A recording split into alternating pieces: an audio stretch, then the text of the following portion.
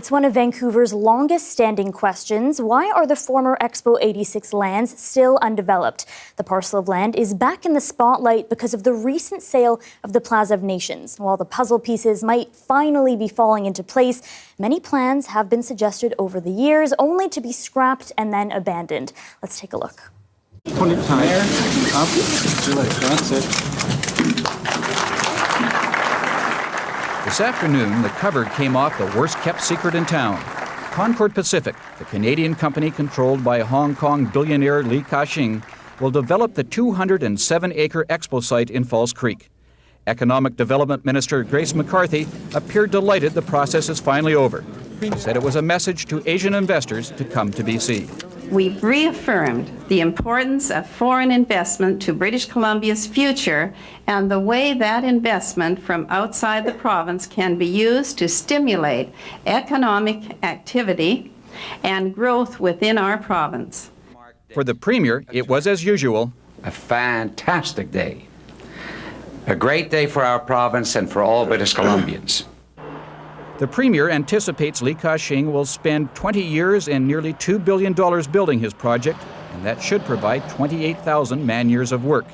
The response for the newly named Pacific Place has been generally enthusiastic, but there's been some guarded reaction as well. There's no question this is a 21st century concept in it, and I'm just delighted the way it's worked out. I think the process will be an open one, and we'll all try and make sure that we end up with the best thing for Vancouver. So I don't know what my reaction is. It's confused at the moment. We're going to have to really study it, but you can be assured that we're going to be involved in it in every way possible to make sure that the people that we represent, the low-income people, will have a say in what goes on here.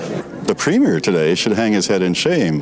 He was ready to sell to Mr. Toigo the same amount of money for everything the Enterprise Corporation owns, stuff in Delta, Coquitlam, Whistler, and elsewhere. So he should hang his head in shame in terms of the deal he was willing to push, contrary to this one.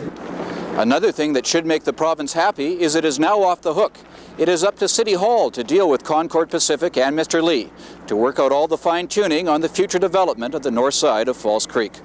Paul Heaney, CBC News, Vancouver. So many players and values at stake back in the day, but has anything really changed since Concord took over the land? To answer that question, Municipal Affairs columnist Frances Bula is here.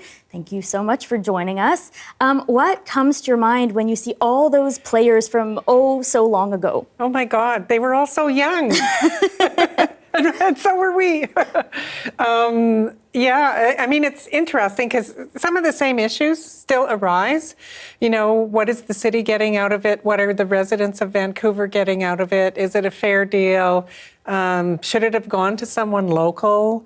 You know, all kinds of things. And there's still all of these interesting issues burbling away, like something that I had even forgotten that I wrote about in 2015, nine years ago. But actually, once Concord Pacific, the current owner, goes over 12 million square feet, they have to start paying the provincial government a surplus on top of the $320 million that they paid as the sale price. And they were tussling about that back then. So I imagine it's even more so now because the new plan that we all, you know, they sort of launched it last week for yet another plan for the Northeast Falls Creek parcel, which is the last piece, really, of those Expo lands. It's going to be much, much greater density. So that means a lot of money potentially coming into the provincial government, and then the city's going to want some of it, you know, to say, well, we need to meet these social goals here and so on. So in some ways, the issues are really old, but then you look at that area and it's so different now. Oh my God, you know, it's unrecognizable from what it was in 1986. And we're talking about 40 years ago. So why has this taken so long? Well, it is a big piece of land, number one. And Concord Pacific, I'm trying to think of how to put this really tactfully so that Peter Webb doesn't immediately phone me. But they are not known for ceding an inch where they don't have to. You know, every negotiation, every time I've ever talked to anyone at the city or the province, it's always a tough negotiation. They want to make sure they're getting the best deal. They don't give things up easily. So I'm sure there's a lot of talk going on right now about the province is supposed to pay the remediation of the toxic land, because there's like real bad stuff under there. Like there used to be beehive burners in Northeast Falls Creek.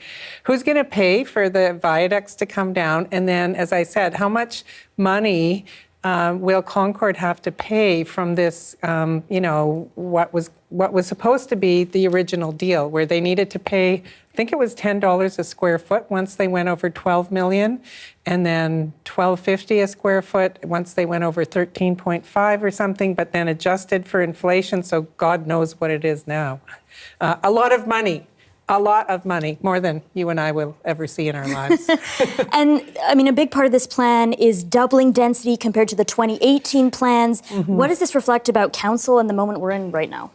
Well, it does reflect two things that have changed since then. One is that parking minimums have been changed.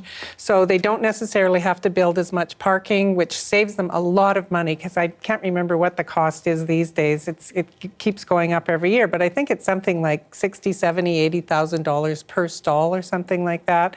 And then also this huge increase in density because Vancouver changed the view cones.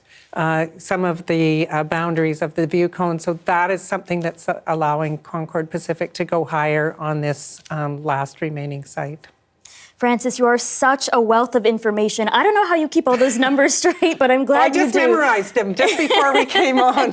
Well, we will be looking for your stories. I'm sure you'll be it's going to be fascinating. And, this area is important because the hospital's going up there. There's going to be a whack of people wanting to live and stay in that area once that's open. All right, Frances Bula, thank you so much for joining us. Thanks, and nice to see you again. Nice to see you. Yeah.